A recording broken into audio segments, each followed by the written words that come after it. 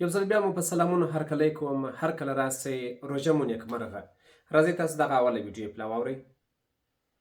अचानक अल्लाह का पैर फिसला, करीब था कि अल्लाह गिर जाए, करीब था कि अल्लाह गिर जाए। मैंने हाथ पकड़कर उनको खींच लिया। उस दिन से नाम पड़ गया अब्दुल कादिर दस्तगीर। ښه راځئ دا دویمه ویډیو هم سې واورئ. د پیران پیر صاحب مبارک په کرامت باندې چرګې را ژوندی کړي دي، او بل ځای کې پیران پیر صاحب مبارک په کرامت باندې یو ټپوس چې د په هوا روان یا کارګه دغه یې را ژوندی کړي په کرامت سره. مړي په کرامت باندې د ولي ژوندي کېدلی شي. راځئ دا دریمه ویډیو هم سې واورئ چې په دې کې بیا څه وایي. ما آمدیم که فضائل نه ما حضرت موسی، عیسی، آدم ابوالبشر تا آخرین تا خاتم الانبیا همه آمدن برای نشر ولایت امیر المؤمنین علیه السلام. اوله ویډیو مو واورېده چې په اردو ژبه دی، پنجابی دی. هغه وایي چې نعوذ بالله الله تعالی راکښته کېدی، ناڅاپه یې پښه شوی سوه. بیا د دوی په اصطلاح غوث الاعظم دستګیر پیرانی پیر صاحب یا شیخ عبدالقادر جیلانی یا گیلانی ده وای ونیوی. نعوذ بالله نعوذ بالله نعوذ بالله. الله پاک غوځارېدی، ده لاس ورکړ، هغه یې له غوځارېدو څخه وژغورئ.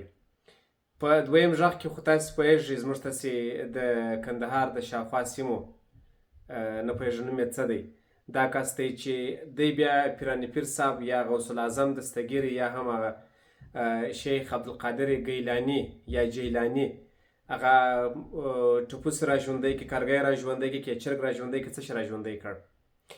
دریم واورېدی چې د اهل تشیع یو امام دی، هغه وایي چې موږ ټول په دې خاطر پیدا سوي یو چې موږ د حضرت علي صاحب ستاینه وکړو. یوازې موږ نه، عیسی، موسی او بابا آدم علیه السلام او نبی کریم صلی الله علیه وسلم دا ټول په دې خاطر پیدا سوي دي چې د امام علي یا حضرت علي صاحب خصوصیات، ځانګړتیاوې، صفتونه بیان کړي. له دغو درو څه وروسته بیا د عیسویانو یو شی دی چې هغه وایي جیزس از ګاډ، نعوذ بالله عیسی خدای دی. هغوی بیا دا شی وایي. راځئ پر دې باندې لږ څه کوچني تبصره وکړو. دا کسان ولې داسې کوي؟ دا کومې ویډیو چې تاسو وکتلې دا خو یوازې بیلګې دي. په زرګونو، په سلګونو زره، په میلیونونو داسې کسان شته چې هغوی په دغسې نظریاتو دي. د هر کس بیا خپل هغه نظریاتي ډله جلا ده، برخه یې جلا ده، هغه هیوادونه بیا جلا جلا دي. یو دا دی چې کله یو څوک د یو چا په ستاینه کې ډېر غرق سي، کله بیا داسې کېږي چې یو څوک د یو چا له نامه څخه استفاده کوي. دا نوم یو چا ته داسې کوي چې پر دې نوم باندې د دغه نومونو شاته پر دغه القابو باندې سوداګري وکړي، پیسې وګټي.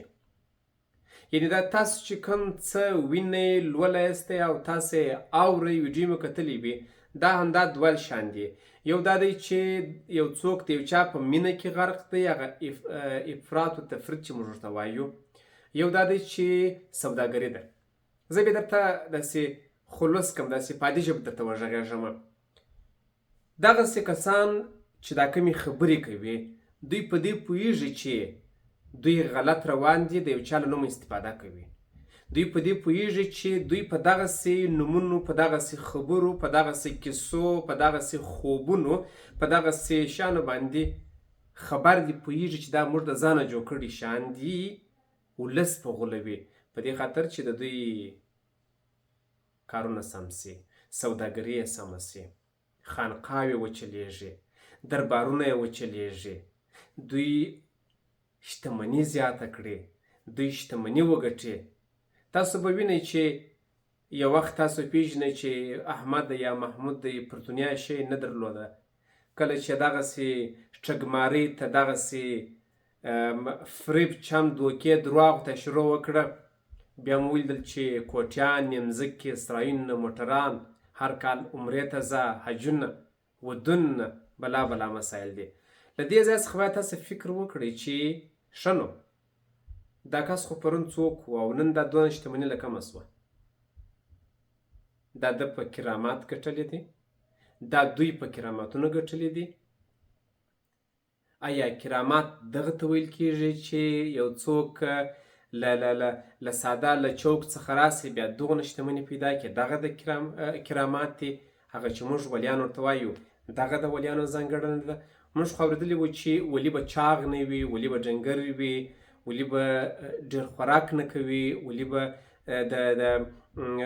د ننه او د باندې به پاک وي، ولي به له الله تعالی سره شرک نه نیسي، ولي به درواغ نه وایي، ولي به له ټولو ګناهونو څخه پاک وي، ولیان به له غټو کوچنیو پټو ګناهونو څخه پاک وي، ولیان به څوک نه تیر باسي، چاته به درواغ نه وایي، چاته به دوکه نه ورکوي، خلک به په جنجال نه سره اچوي، له ځانه به کیسې نه کوي، خپلې کیسې خپل خوبونه به د مخکني کسان چې وفات شوي دي په هغو پسې به نه تړي، د درواغو کتابونو حوالې به نه ورکوي، د خلکو څخه به مرغومان، تورې چرګې، تور پسونه نه اخلي، پر دې پیری ناستی، پر دې باندې 160 کلن پیری ناستی، دا مریض بې پسه نه سمیږي، دغسې خلک به یې نه تېرېستله.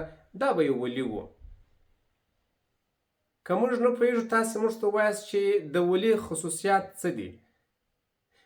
په قرآن کریم کې چې الله جل جلاله د ولي یادونه کړې ده یا د ولیانو یادونه یې کړې ده، د هغوی خصوصیات ځانګړتیاوې څه دي؟ نبي کریم صلی الله علیه وسلم چې په حدیثو کې بیان کړي د هغوی خصوصیاتو ځانګړنې څه وې یا څه دي؟ ستاسو په نظر ولي چاته ویل کېږي؟ تاسې ولي موږ ته راوپېژنئ. که موږ دا فکر وکړو چې د نبي کریم صلی الله علیه وسلم اصحاب کرام په ځانګړې توګه دغه 4 صحابي ملګري چې دي چې حضرت ابوبکر صدیق دی، حضرت عمر صاحب دی، حضرت عثمان صاحب دی، حضرت علي صاحب دی، دغه 4 که تاسو دا ولیان ګڼئ، که تاسو دغه پیران ګڼئ، په هغوی کې خو دغه خصوصیات نشته لکه ستاسو په پیرانو کې چې شته، چې غلا، دوکه، درواغ، د درواغو خوبونه، پسون، پیسې، دا شیان کش پش رش، دا خو په هغوی کې نه وه. موږ پوه کړئ یا خو به هغوی ولیان نه وه یا به دغه ولیان نه وي، ځکه د هغو کسانو او د دغو کسانو هغه ځانګړنې دونه فرق سره لري لکه مځکه و اسمان. موږ مخکې وویل چې دغه کم کیسې چې رامنځته شوي دي دا یوازې د کاروبار یوه ذریعه ده. د کاروبار دپاره یو دوکانداري جوړه شوې ده، د کاروبار لپاره یو شرکت جوړ شوی دی، د کاروبار لپاره یو تولیدي کارخونه جوړه شوې ده، دا خانقاه ده، دا دربار دی و دلته به داسې کېږي، هلته به داسې کېږي، لکه څنګه چې په هغه نورو مذاهبو کې دا شیان روان دي. زما له ولس څخه غوښتنه دا ده چې په داسې خلکو مه تېروځئ، دا ولیان نه دي. که تاسو د ولي مترادفه کلمه پیر یادوئ چې د ولي مترادفه کلمه پیر ورته ویل کېږي، دا پیران نه دي، دا ټګماران دي، دا غله دي، دا ستاسې د دنیا غله دي، دا ستاسې څخه په 100 نومونو پیسې اخلي، دا دروغ دی و، دا شکرانه ده و، دا زما څه پیری غواړي و، زما پیری داسې دی و، دا بیا شاپیرۍ ته ورکومه، دا ټول درواغ دی، درواغ درته وایي. کومې پیسې چې تاسو دغو کسانو ته ورکوئ د شکرانې په نامه، پسه ورته رانیسئ، یو بل حیوان ورته رانیسئ، نقدې پیسې ورکوئ یا د کور دپاره شیان ورته رانیسئ، دغه پیسې به خپل اولادونه وخورئ، خپل اولادونو ته یې ورکوئ. نبي کریم صلی الله علیه وسلم وایي تر ټولو بهتر ښه خیر هغه دی چې په خپلې کورنۍ وخورئ، په خپلو اولادونه یې وخورئ، دا تر ټولو ښه خیر دی. کله چې تاسو دغسې کسانو ته ورځئ چې دم و چوپ و دواو څاښتونو و تعویزونو بل شیان ورڅخه غواړئ، هغه پیسې چې دلته ورکوئ دغه پیسې هلته پر دواو، پر درملو، پر خوراکونو باندې ورکوئ. په هفته کې یو ځلې خپلې کورنۍ ته غوښې رانیسئ، کیدای شي هغه ناروغي چې هغوی لري هغه ورڅخه لرې شي. هره ورځ دغه پیسې چې تاسو داسې کسانو ته ورکوئ مې ورکوئ، هره ورځ میوه په رانیسئ، په خپلو اولادونو یې خورئ، کیدای شي هغه ناروغي چې ستاسو په اولادونو کې دي هغه کیدای شي ورکې شي.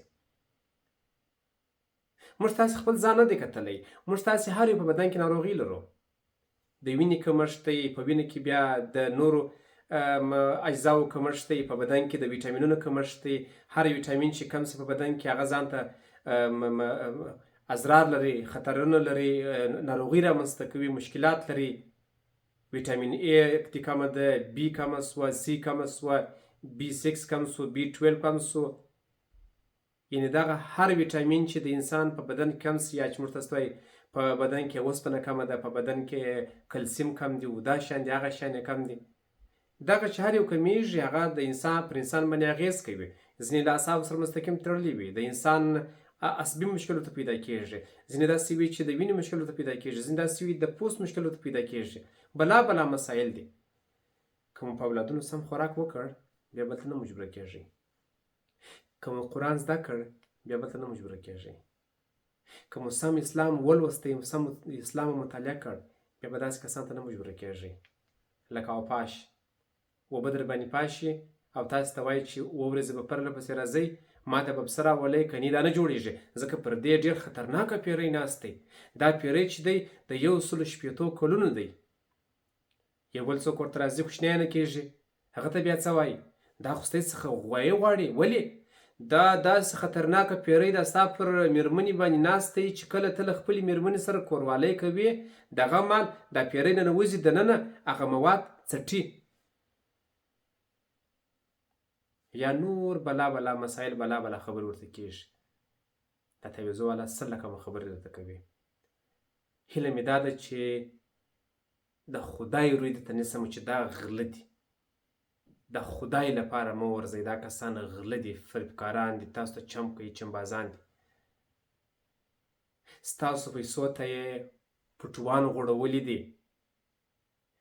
تاسو د دوی په تعویضونو، په دمو، په چوپو، په کرامات په یو بایسکل نه کړ پیدا، له روزانې نه سواس خلاص، روزانه نه پیدا کېږي، د ورځې 200 افغانۍ کار نه پیدا کېږي، خو دوی ستاسو په پیسو باندې کورزنګان رانیول، په ضد مرمۍ موټر کې ګرځي،